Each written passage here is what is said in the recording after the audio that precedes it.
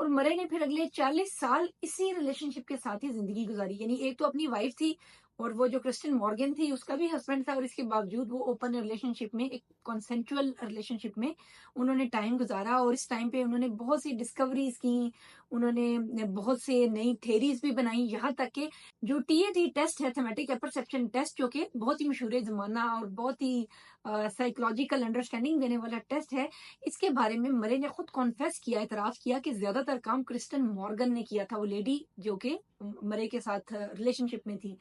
تو دراصل it was devised and developed by a lady Kristen Morgan, اور Murray کا کام اس میں سیکنڈری تھا. اور جو اس کی تھیوریٹیکل یا دیگر زندگی کے اسپیکٹس ہیں اس میں بھی جو کرسٹن مورگن تھی اس کا بہت میجر رول رہا ہے.